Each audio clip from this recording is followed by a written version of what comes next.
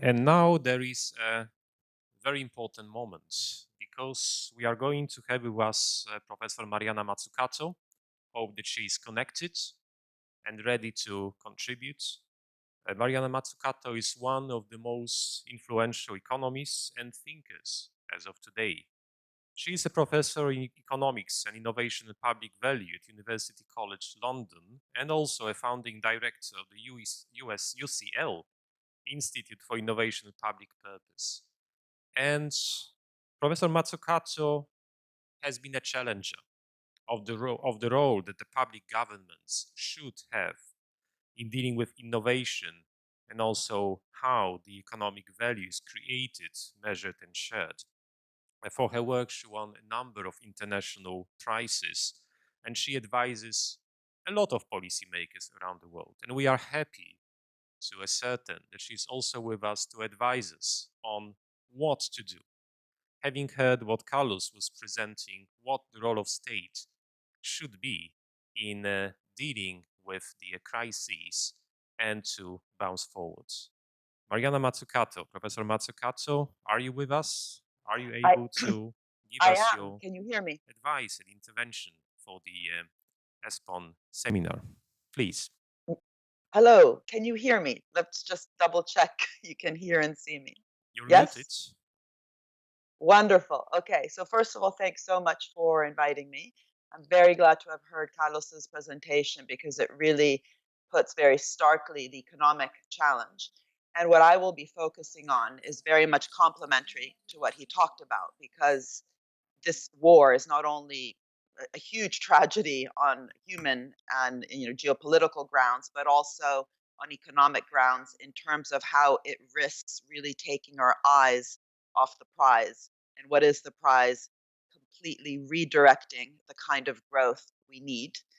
Growth is not the problem, it's the direction of growth that we have had, an ultra financialized kind of growth, a growth that has increased relative inequality and hence also increased polarization in our communities and caused distrust by people of our governments, of our businesses, but also perhaps, you know, the worst problem of all, climate change, which, as the IPCC report has told us very clearly, we are in a very difficult position because we are not moving fast enough and it is very soon going to be irreversible. So, the speed at which we need to change to drive inclusive and sustainable growth is important to talk about, but also the tools we have on the ground for serious redirection of how we govern our economies is incredibly important.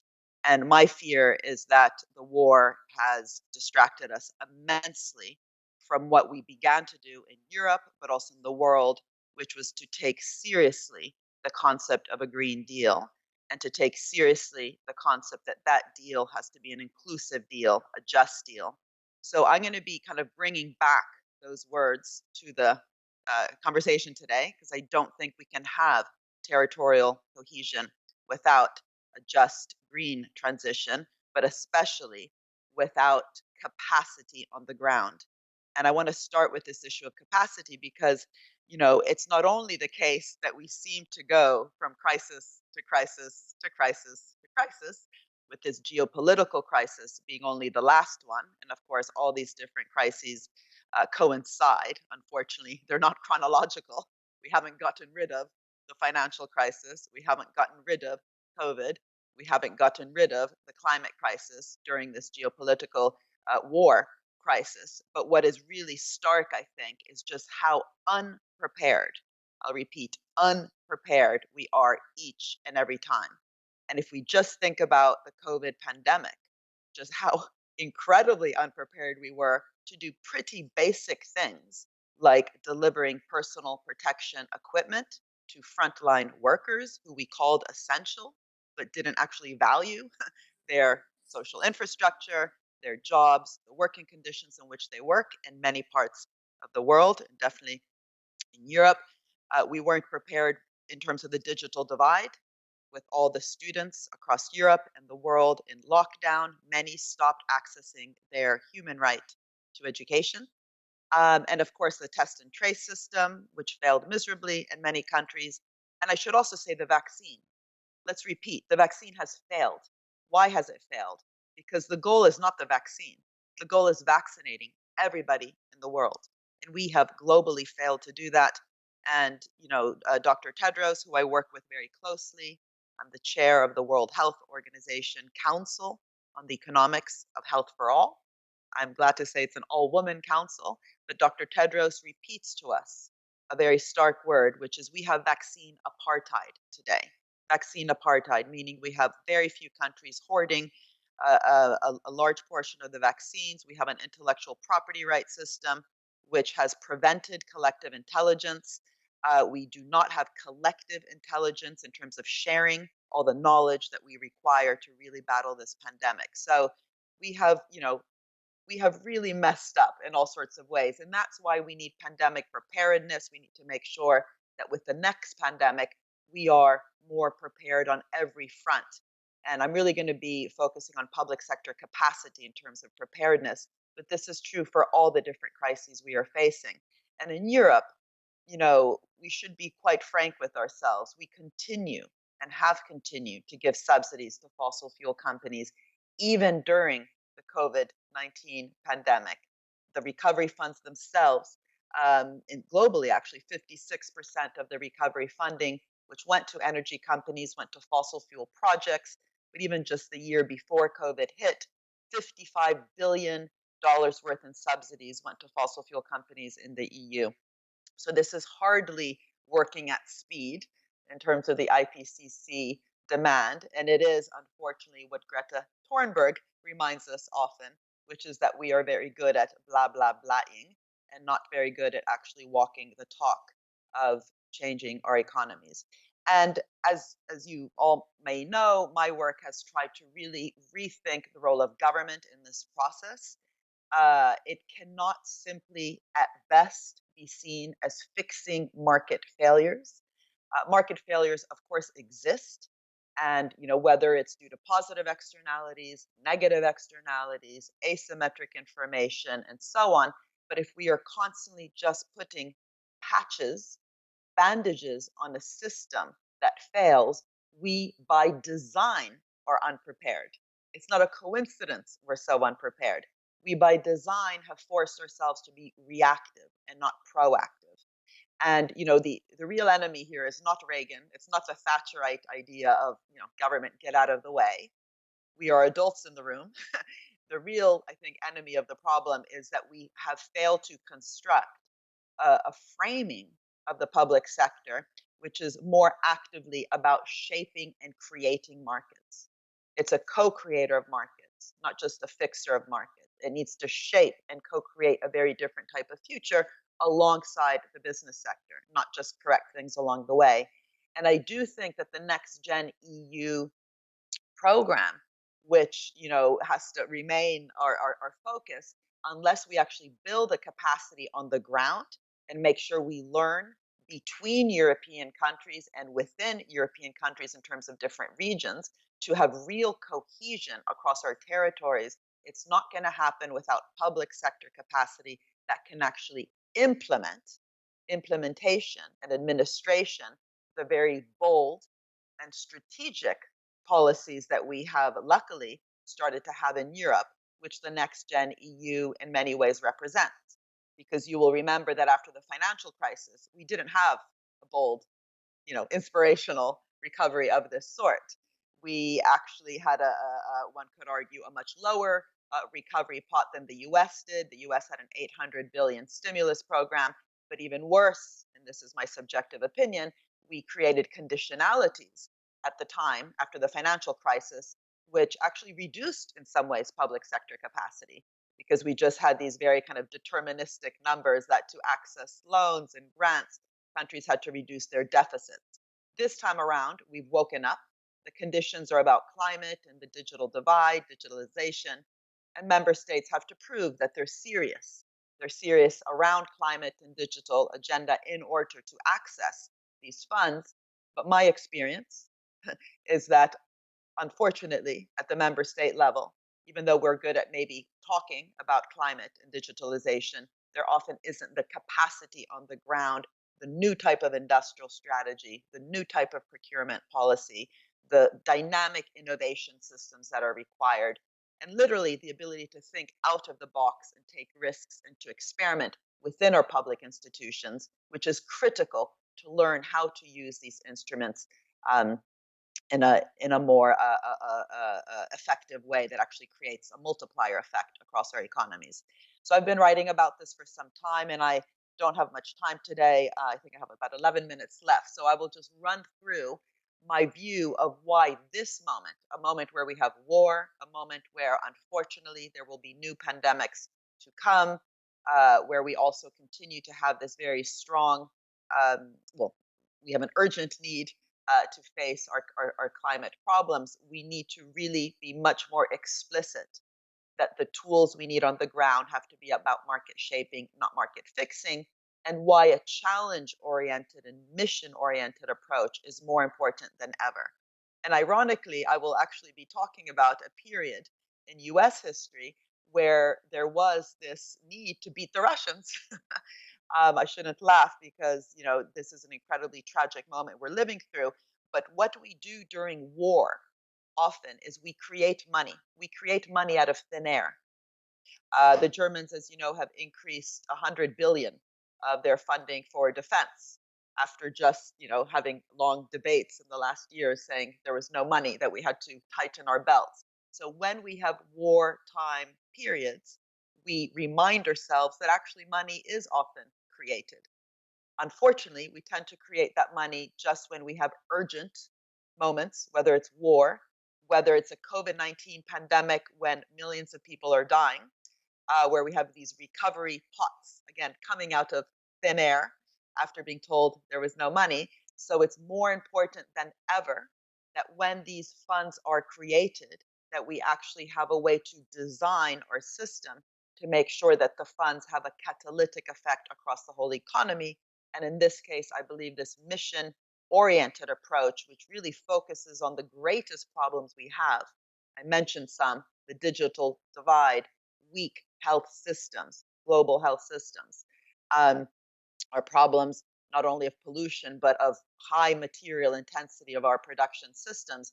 How can we use this moment where we've reminded ourselves that money can be created and that we need a new direction of growth to make sure that the way we do that is actually problem oriented, catalyzing as many different sectors in the economy, catalyzing an all of government approach, not in different silos, and really catalyzing a multiplier effect that produces inclusive and sustainable growth. So again, you know, it's quite astounding that when humanity had such a hard thing to do, so much harder than producing personal protection equipment for frontline workers, going to the moon and back in a short amount of time due to the Cold War moment and the Sputnik moment where the US wanted to beat the Russians, they didn't just create money and hope for the best. They didn't just talk about public private partnerships and hope for the best.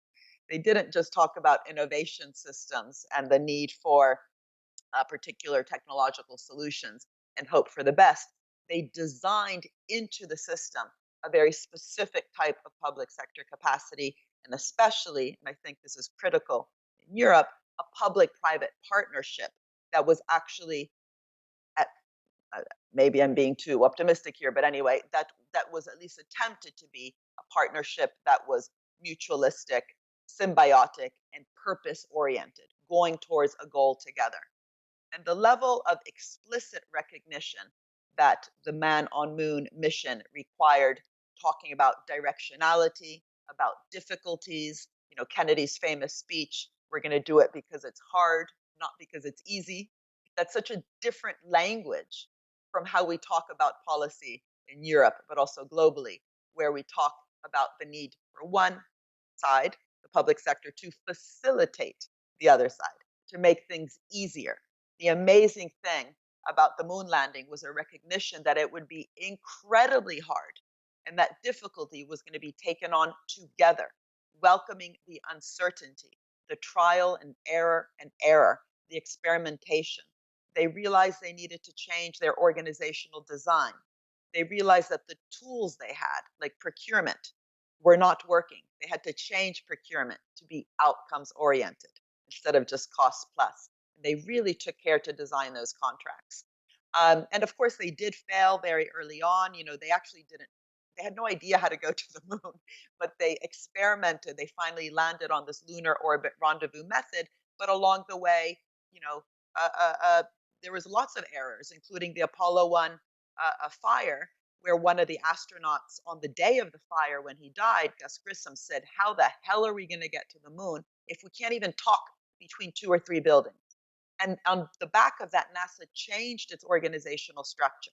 And think in Europe, think in the European Commission, think inside our member states, all the different silos, each department working in its own little space.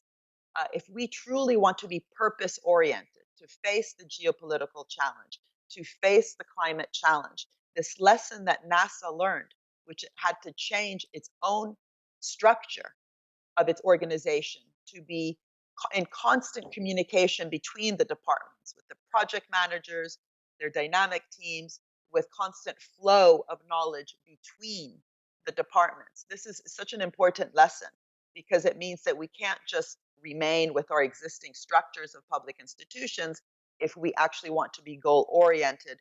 The dynamism, the experimentation, the knowledge spillovers need to be fostered within the organizational design.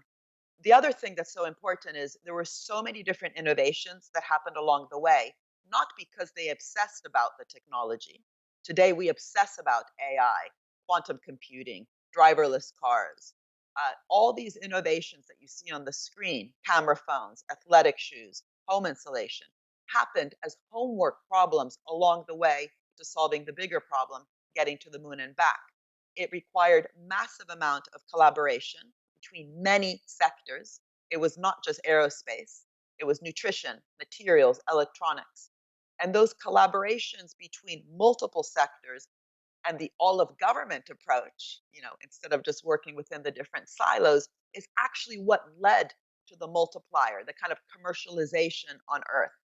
Today, I believe in Europe, we obsess about commercialization and we then don't even get it because we're obsessing about it. So, really using the challenges that we have, of which unfortunately some today have been forced onto us because of the geopolitical situation, but also, again, the health and the climate issues. There's huge amounts of problems. And this is why having a challenge oriented approach, which actually then designs a very clear mission and different missions that we can answer yes or no, did we achieve them, are so important. So we don't just end up blah, blah, blahing about the different challenges. What does it mean to have a very clear direction, problems that need to be solved along the way, intersectoral approach, and bottom up experimentation? And NASA very clearly realized that they needed to change, as I mentioned, their procurement to be more challenge oriented. So they introduced a fixed price system with incentives for innovation and quality improvement because they realized that the cost plus system wasn't working. And they built into the contracts no excess profit. In other words, let's not turn this into a gambling casino. Let's truly design a partnership between, the 400,000 people that ended up on that Apollo program to actually work together in such a way that can foster collective intelligence. And they also realized that they, in NASA, were starting to outsource too much of their capacity to the private sector. They needed to work with the private sector, but if they didn't invest in their own brains, if they outsourced it all to, today, I would argue, McKinsey, then they wouldn't be able to partner in this dynamic way. And one of the leaders in NASA warned if we continue to outsource our capacity, we will get captured by brochuremanship. And huge amounts of value were created due to these economic spillovers across different sectors. And that is really the lesson. It's not about how much did the whole program cost, which in today's dollars, it would be about 300 billion. What really catalyzed the kind of cross-sectoral innovation was precisely that attention to organizational design, public-private partnership, designing missions which can foster as much cross-sectoral collaboration and experimentation bottom up. And really what I want to argue is that today these lessons are more important than ever, and we're not going to be able to tackle the sustainable development goals unless we get serious, as NASA did with the Apollo mission, Unfortunately, these goals, though, are much harder than going to the moon, but they will not be solved without that attention to organizational and tool design.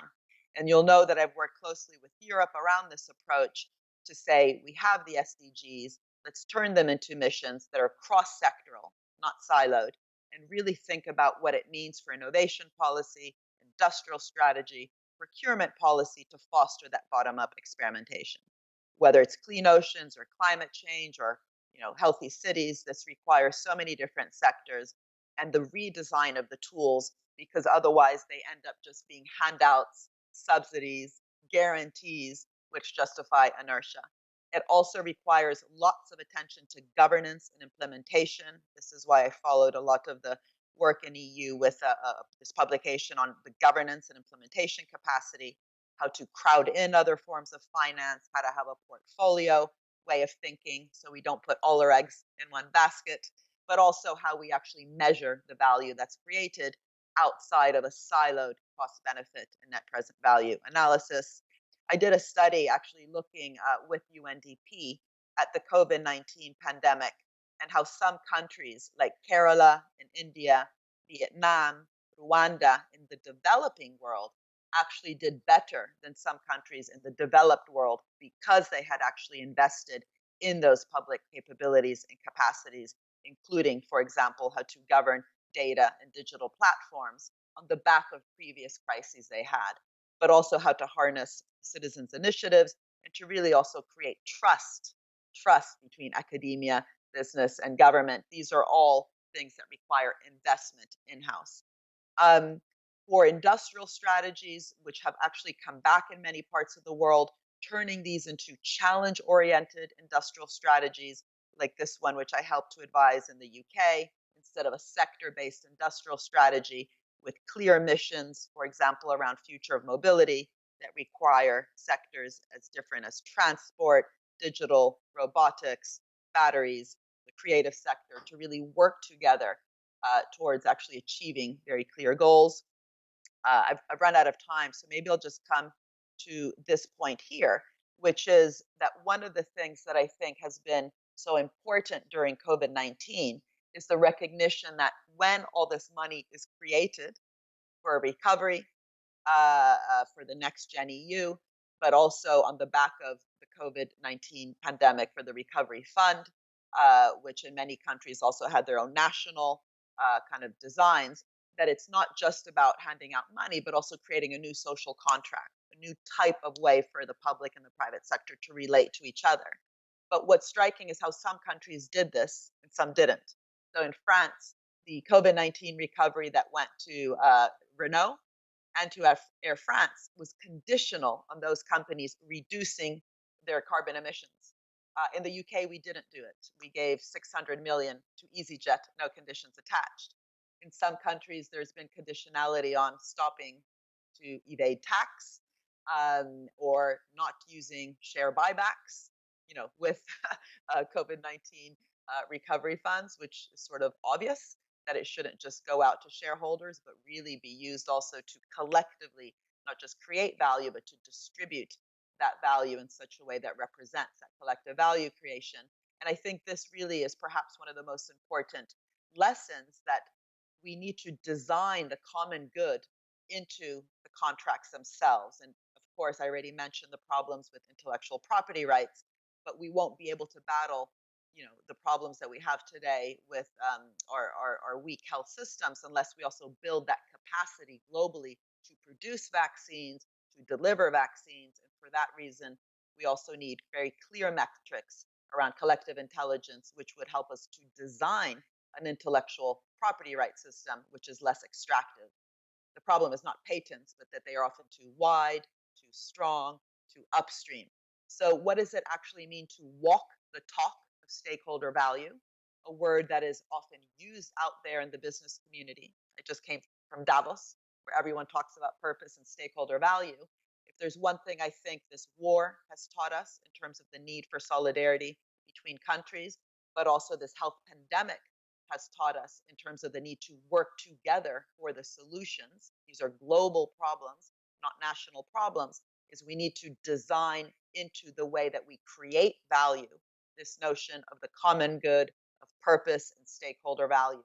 And otherwise, we will just, continue to be using the old system where at best we fix markets, at best one talks about de-risking the other, and along the way we are not able to transform the kind of growth we have towards the objectives that Europe has now been talking about since the Lisbon Agenda: inclusive, smart, sustainable growth.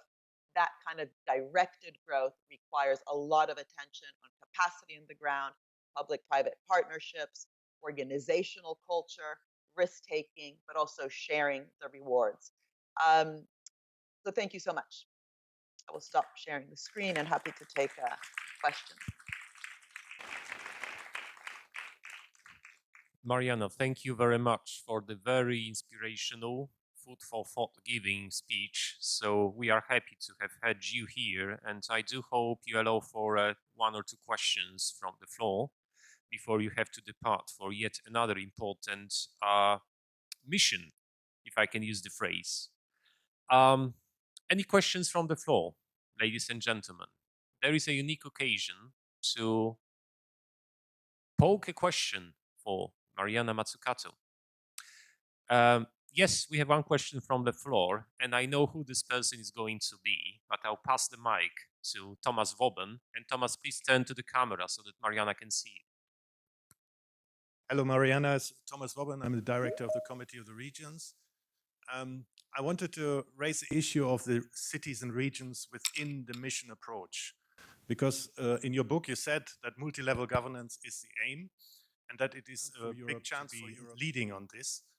But we see that it is very focused on cities and not so much on the regions. And we saw in the research we saw before that the big impact is on the regional side, not necessarily on the cities and on the big cities. And the missions are very driven by big cities. How can we make sure that we don't create a new divide between cities and regions in order to make this a success? Thank you. It's an absolutely great question, and it really is about that multi-level. I mean, my experience is that, just like I say with firms, it's not about the size of the firm, small, medium, or large. And we've ended up obsessing about small firms as opposed to, picking the willing, regardless of size. And if you are small, you need extra support. So patient long-term finance for small firms is important, but not because they're small, if they actually want to innovate and do something, difficult. Similarly, with the size of our localities, I don't think we should be talking about big cities, small cities, regions, and so on. It is about that experimentation of how to do things differently. My experience is there's some cities and some regions and some countries and even some multilateral institutions that have actually taken on this mission-oriented approach in an uncomfortable way, because it should be uncomfortable. It should create change, not a cozy, pretending that we're all in it together and can continue to do things as before and use the word missions on top of something that before was called something else. Missions are really about, for example, redesigning our procurement strategy to be outcomes oriented. There's some cities that are doing that. Other cities are not. There's some regions that are trying to do that. I've worked recently with the Biscay region of Spain, for example, also to help them redesign their tax incentives for businesses to be SDG focused. And there's many regions that are not doing that. But what we see is that when you try to do that, you have to then design your tax and especially the public-private partnership in a different way. And I think that the challenge is to learn from those experiments, what we call policy sandboxing, and then to scale up those lessons, for example, at the next level. So if you're doing it at the city level, you can scale it up at the regional level. Like Barcelona is doing some very exciting things around the data commons at the city level, and they're scaling it up at the municipal and at the regional level. But in some countries, as I just mentioned, the experimentation might be happening at the regional level, and you can scale it at the city level or at the national level. But the problem is, my experience is that that ability to experiment, which requires failure now and then, is not allowed. So building in experimentation capacity and sandboxing tools to learn what works and what doesn't and not to outsource that capacity to consulting companies, whether it's Deloitte, McKinsey, or PwC, or other actors, is one of the biggest problems we have right now, because it means insourcing that kind of public sector innovation training, which frankly I'm not seeing. In Italy, for example, we have had now for years a riforma della pubblica amministrazione, reform of the public administration, which has basically just ended up with cuts to the public administration, not an inward investment for it to rethink the tools.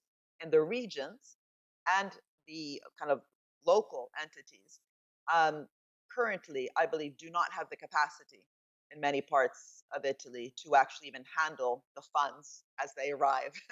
And hopefully they will be building it, but we should make sure that the European recovery funds are earmarked to build that capacity. And in my own world, I don't see the level of government the biggest issue. It is whether that level has a plan and a strategy to build that capacity. And sometimes we see it at the regional level, sometimes at the city level, but unfortunately, we often don't see it in either. Mariana, thank you very much for this answer. Just one question before you have to leave, probably, and this comes from our virtual audience. How to incorporate the quality of life in the policy design and implementation? We are departing a bit from the GDP values, right? It's quality of life, which is a new paradigm, so that it leaves no places behind. This is a motto: leave no people, no places behind in the policy world. So how to do it? What's your advice? If you can be a bit brief on that. Thank you. Sure. So I think there's three things I would say. One is we need to have as much citizen engagement as possible in a non-tokenistic way. Obviously, that's why the Apollo program is not a good example. These social missions that we have today require, a lot more than just technological change. They require behavioral change, regulatory change, but also these societal missions should, when possible, actually be co-created with people on the ground. And this is where the cities and the regions, I think, are easier to sandbox these problems in the national level, because it's just easier to bring together different stakeholders. So in London, for example, the clean growth missions that we've been working on in Camden, which is even smaller than a city, it's a community, how do you say, a council, a neighborhood in London. We've housed literally the clean growth mission in 10 housing estates. And the first thing was to bring the citizen assemblies and the resident associations, so people living in social housing, to the table to talk about what it means to live together in a more sustainable way. So that's one thing, which is to really co-create and co-design the missions themselves, so that the people who actually are experiencing policies, but also the problems, have some sort of say. But the other thing is something like well-being and health and wellness that you talked about has to, by definition, be seen as an all of government approach. It can't just be like in the Department of Health, right? So that point that I made about organizational redesign and getting all the different departments to really work together in an all of government approach, I think well-being is the perfect example of why it cannot just be done in any one kind of area. But that also does require the Treasury, in Europe, ECFIN, to bring some of these goals around well-being, around climate, around the digital divide to the center of how we even understand growth in the first place. The current problem is that we have people talking about happiness, well-being, but they're in the periphery. They're not actually changing how we think about the direction of growth, the need for, again, departments to work together differently, the need for metrics, concrete metrics to hold governments accountable, so that the policies don't end just being handouts again at the sectoral level. And third, I would just say, you know, this crisis, the pandemic at least, has woken us up that we're only as healthy as our neighbors, literally on our streets, in our cities, in our regions, in our nations, and globally. Had this crisis begun in Africa and not in China, we would all be worse off, all of us. So it's a huge global problem. Are we actually interacting in a global way? Do we have even a concept of global common goods that is driving how we're working together globally to be more prepared in the next round? No. And I think this is, a huge problem. And I should also say that we just launched in Davos last week a new global review on water as a common good.